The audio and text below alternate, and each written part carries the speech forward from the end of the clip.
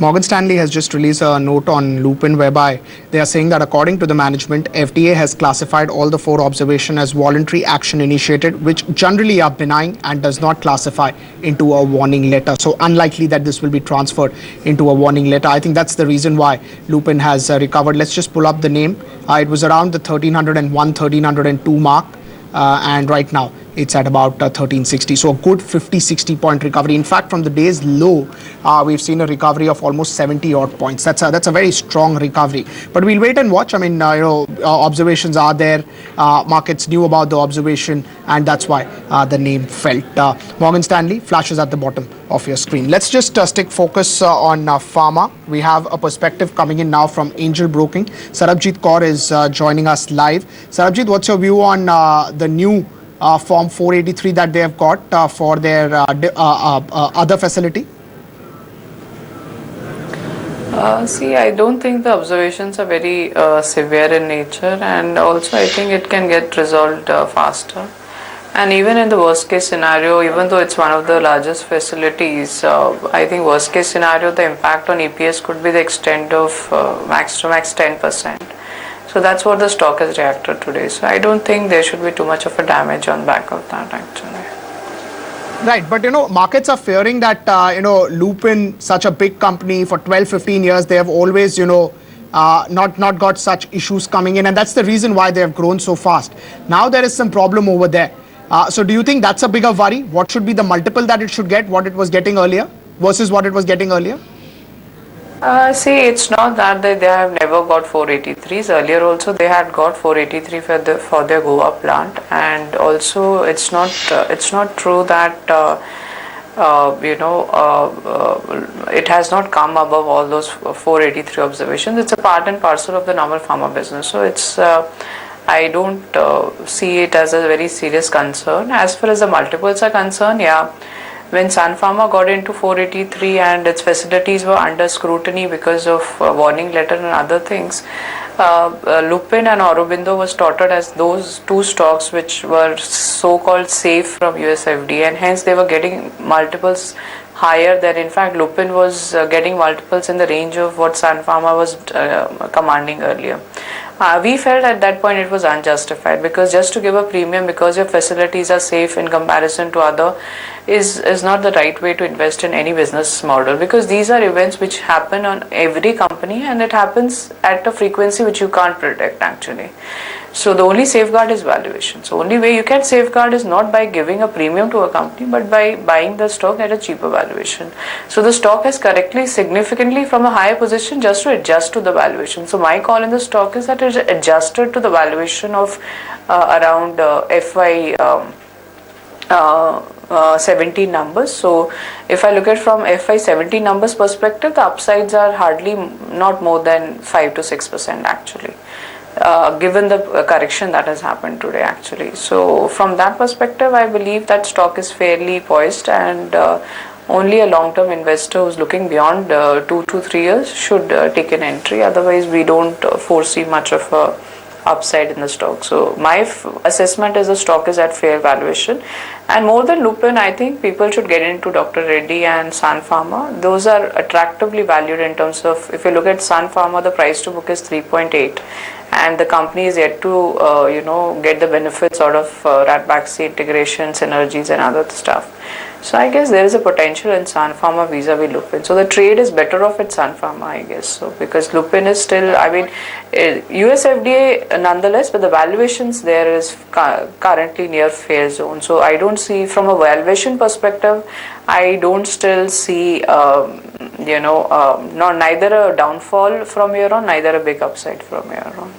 Right, but two facilities which contribute major sales to US, were contributing to major growth that can come in from the US markets, have got now Form 483 coming in.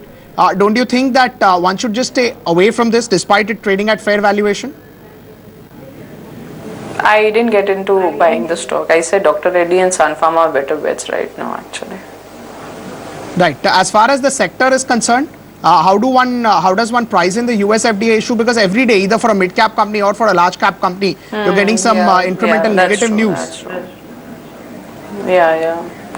See, the thing is that the news is something I can't predict, because even companies are very find it difficult to predict what kind of legal action will happen US FDA. And US FDA every 2-3 years they inspect the facilities again and again to keep in check that the products that are coming to US markets are safe and obviously meets the regulatory requirements in terms of quality and quality control. So to that extent, I believe that these are the risks which can't be predicted. The only safeguard you can do is when you buy a pharma business, make sure the company's business model is diversified. It's not dependent on one geography too much. Valuations that you're paying to buy that business is not significantly higher, and obviously the company has a very sustainable profitability and growth profile. So in that case, we had companies like Sun Pharma, and we had companies like, for that matter, Lupin also, apart from this year's performance. So the only safeguard left in these companies were valuation. So from that perspective, I find Dr. Reddy quite decent in terms of performance, in terms of its product portfolio, in terms of its geography spread that it has. So I guess Dr. Reddy and Sun Pharma are currently what I can advise given the product portfolio and given the valuations right now. Right. Once Lupin has seen this correction, some of the other names have also seen correction, large cap and mid cap pharma. Is that warranted? If sector leading company gets such sort of observations, will the sector derate by itself? See, sector risk, the regulatory risk for pharma was pretty high earlier also. The only issue, I guess, is that the frequency is increased in terms of such news flow coming in. And the thing is that that is kind of logical also, because US is mostly 40 to 50% of most of the pharma companies' revenue.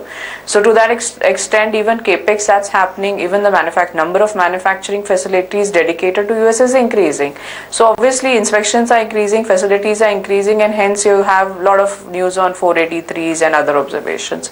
So for you to safeguard yourself, you can't. The whole sector is riding with risk. And in domestic front, you have your government interference in terms of pricing and other things. So regulatory risk is definitely high in pharma all over the world, because it's a sensitive sector in terms of it affects the health of the consumer. So it's a very highly guarded or regulated sector. So the regulatory risk is the sector is common across the globe. So there is nothing special about India. The only safeguard you can do is when bad times come in, when bad news comes in, the company either for some quarters don't perform well, and valuations or the stock, because the stocks tank very subsequently to factor in the news pretty fast, even if it might not materialize also. The case point in being Lupin today, I mean, it might not get into warning letter, but the stock is already corrected for the same. So such situations you can get into the stock, because these are businesses which are durable, given that event risks are there, but these event risks should be taken as an opportunity, because these are not long sustaining event risks. They get rectified over the period of time. And I guess with US being a major portion, companies have matured also to handle such kind of a situation. They are either using third party sources, or they are getting into other site transfer and other things to make sure the revenues and profitability doesn't get impacted. So there are various ways in which companies are maturing to manage these event risk. But I would suggest, in spite of everything, because you can't bank on which company will be able to manage the risk in which form, it's better that you buy businesses when such events happen, which makes the business ridiculously cheaply available. In mid cap, you have companies like Ipca. Currently, there is an event risk of even their fixed dosage, compounds being not being banned in India. That will have impact on domestic. So that stock has also been beaten down severely because of US FDA issues.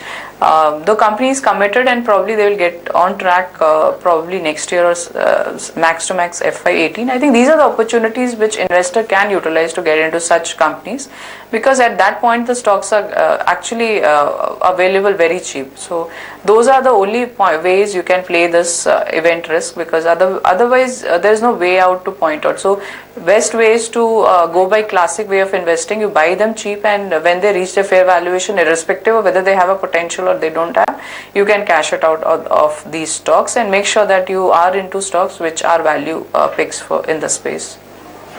Right, ma'am. Thank you so much for taking out time for us. Really short on time, otherwise would have liked to continue that interaction. Taking a break, coming back into markets have recovered. As we were talking, even Lupin has recovered. It's recovered almost 80 points from the days.